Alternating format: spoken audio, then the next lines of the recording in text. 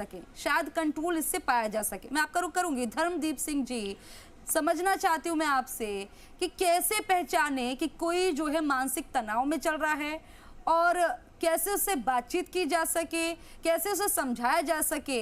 हमारे दर्शक लगातार देख रहे हैं, उन्हें बात समझाइए ताकि ये जो खुदकुशी के मामले बढ़ रहे हैं ये बहुत ज्यादा गलत है। आत्महत्या करना किसी चीज का सॉल्यूशन नहीं है, इस चीज को समझें। जी मैडम, बिल्कुल।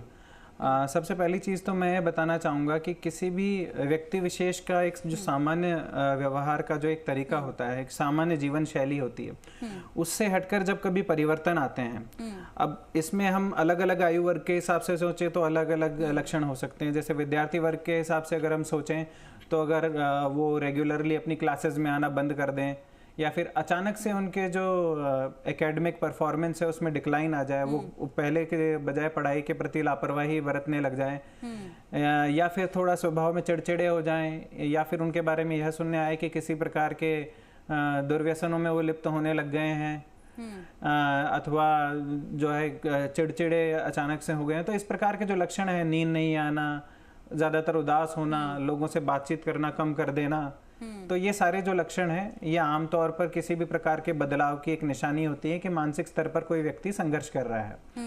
इसके अलावा वो खुद के प्रति जो केयर की जो भावना है वो भी उनके अंदर कम हो जाती है। थोड़ा सा एक मैं इस चीज़ पर प्रकाश डालना चाहूँगा कि ऐसा नहीं है कि कोचिंग के स्तर पर या सरकार के स्तर पर कदम नहीं उठाए जा रहे हैं। ये मैंने समय समय पर ऑब्जर्व भी किया है कि कई कोचिंग संस्थान हैं जहाँ पर काउंसलर्स भी अपॉइंटेड हैं और अच्छे स्किल्ड काउंसलर्स हैं।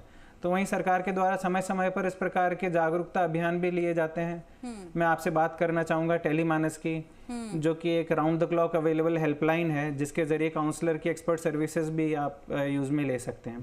पर इन सब के बावजूद भी हमें हमारी एक जनरल अंडरस्टैंडिंग जो है, समझ है, उसको डेवलप करना पड़ेगा कि ये सब करने के बावजूद भी ऐसे क्या कारण है कि ये सामने नहीं आ पा रहे हैं और जो है उचित समय पर उचित मदद नहीं ले पा रहे हैं। तो हो सकता है एज ए सोसाइटी, सामाजिक तौर पर हमने जो है कुछ एक प्रोफेशंस को इतना ज़्यादा ग्लैमराइज या इतना ग्लोरीफाई कर दिया है कि जो सीमित संख्या में सीट्स हैं उसके लिए जो है लाखों की तादाद में बच्चे तैयारी कर रहे हैं, और तो जिनका तो सिलेक्शन हो जाता है वो तो ठीक है, लेकिन बाकी लोग जो है वो एक फेलियर की तरह फील करते हैं। तो हमें एक जो है खुले ऑप्शंस जो है बच्चों को हमेशा अवेलेबल कराना चाहिए, और एक जो फेलियर को है, जो लाइफ का फेलियर नहीं बताना चाहिए। कोई एग्जाम में फेल होना मतलब लाइफ में फेल होना नहीं होता है।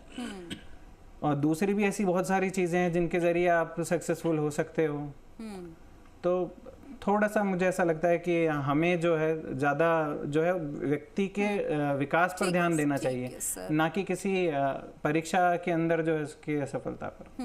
राजेंद्र हंस जी, मैं लास्ट